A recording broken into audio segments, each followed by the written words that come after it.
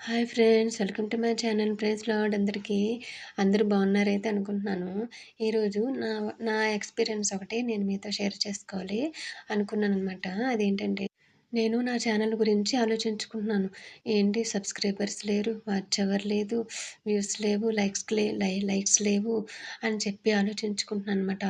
నేను పని చేసుకుంటూ ఆలోచించుకుంటుంటే, నేను ఒక సిస్టర్ మెసేజ్ వింటున్నాను. అందులో నాకు 2 మాటలు వినిపించాయనమాట. అవేంటంటే, డోంట్ థింక్ అబౌట్ రిజల్ట్.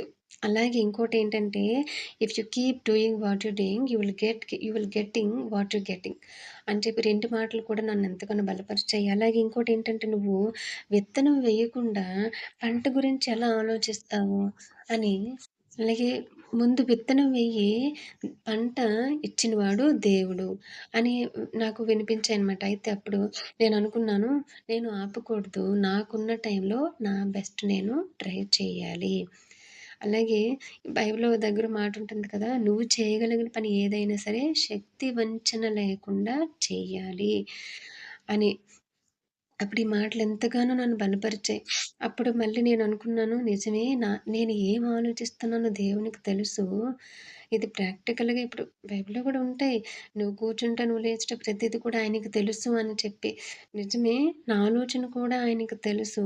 ఈ విధంగా నన్ను బలపరుస్తున్నారు అని చెప్పి.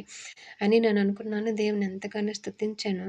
అప్పుడు ఆ నెక్స్ట్ టైమ్ నుంచి నేను నిజమే, నాకు తెలిసింది నేను నేను మంచిగా చేయటానికి నేను ట్రై చేయాలని చెప్పి నేను మళ్ళీ కంటిన్యూ చేస్తున్నాననమాట. సో, నాకెంతగానో దేవుడు ఈ విధంగా బలపరుస్తున్నందుకు ఎంతగానో నాకు హ్యాపీ అనిపించింది. ఈ మాటలు ఎలాగున్నాయి మీరు తప్పకుండా కామెంట్ చేయండి. అలాగే మీకు నచ్చినట్లయితే మీ ఫ్రెండ్స్‌కి, రిలేటివ్స్‌కి షేర్ చేయండి. మరిన్ని వీడియోస్ కోసం సబ్స్క్రైబ్ చేసుకోండి. Thank you. See you soon with a new video. Have a blessed day.